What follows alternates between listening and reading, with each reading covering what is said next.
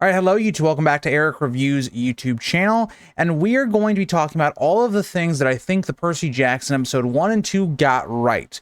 I kind of want to continue doing this throughout, just so we can look at some of the positives, some of the negatives as the show goes forward. But we're talking about the good in today's, and we're also going to have a video on things that maybe didn't work out so well, just to balance it out, so it doesn't feel like I'm overly positive, overly negative.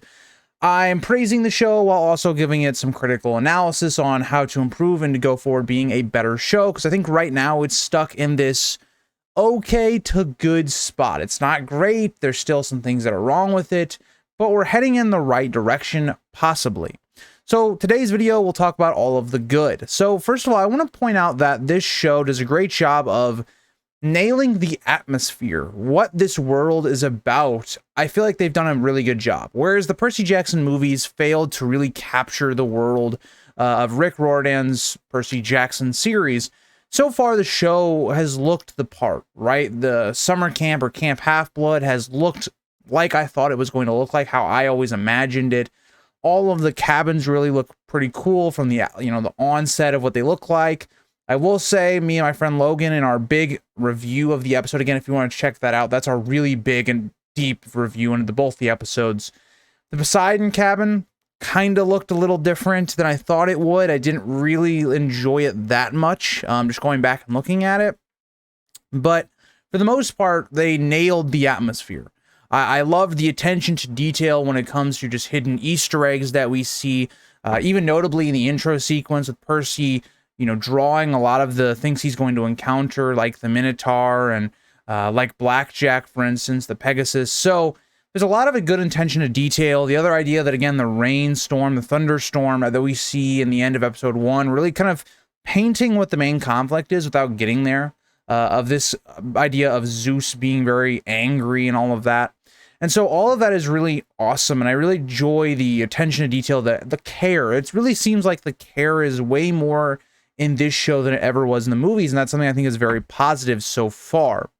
Other things that I really enjoyed, I think Percy Jackson as a character has been developed really, really nicely.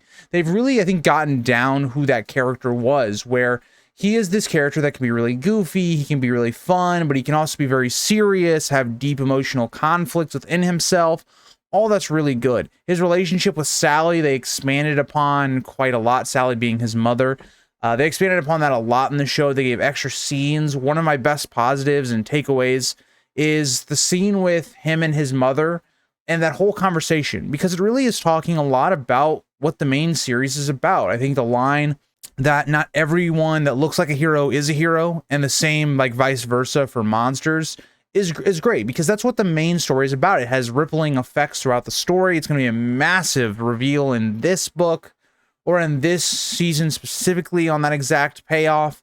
So a lot of great stuff between the two. The relationship really worked for me. I think changing Sally to stand up for herself a bit more was a good change. I liked that. So yeah, I think everything with those two characters was always positive. I think even building upon that, the character and the actor that they got for the character of Chiron does a fantastic job. He really gives off the essence of a character that is very wise. He's a teacher. He's been doing this for years. That dynamic between him and Percy is really interesting. I really enjoy. I think one of his scenes before Percy figures out who he is, after he's been basically expelled from the academy, is really good, right? Because you see Chiron as this character that, again, he's seen this happen with kids over and over and over again with heroes. He's taught a lot of the most famous ones, but we see it from Percy's side of it, where he doesn't know that yet, and he's someone that doesn't understand it, and he feels a lot of emotional turmoil.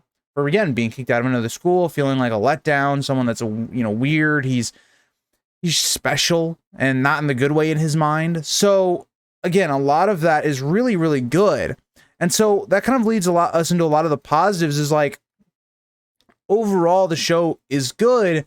But when you come to some other things that we're going to talk about, the negatives, because I think there's more negatives to kind of discuss than the positives, because I think the positives is very broad, right? Like, they nailed a lot of the general stuff that they've needed to do, right? Making your main protagonist interesting, having character flaws. perfect. Some of the supporting cast, they've done a good job within, who they're getting to fill these roles. The actor that plays Luke, I think, is doing a very good job. I think they've developed that character very nicely.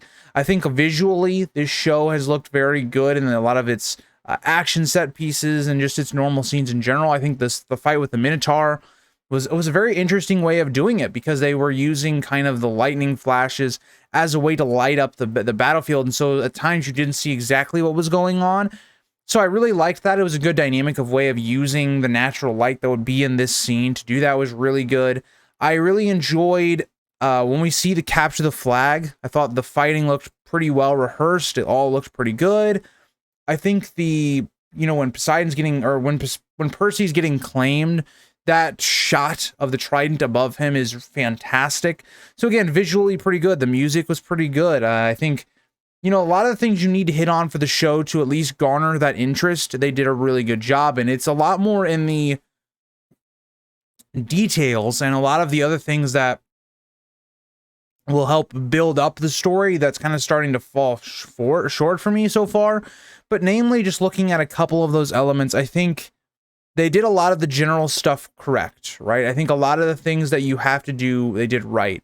And I think when we look at the negatives, I think I'm going to have more to say, because there's more things that are detrimental to me personally that I will talk on more. It's easier to critique than to praise, because praise is, you're saying why things are really good. Whereas when you're critiquing, it's more like this thing is bad, and then you have to give a reasonable explanation, or people are not going to understand you. And so, again, let me know what your favorite part of Percy Jackson and the show was so far through episode 1 and 2. Also, I will say this is being recorded before episode 3 comes out. So if episode 3 comes out and changes something I've talked about, we'll talk about that in next week's video. So that is going to be the end of the video. Next video, we're going to be talking about all the negatives. So I hope you guys stick by for that as well. And I'll see you guys in the next one. Bye, guys.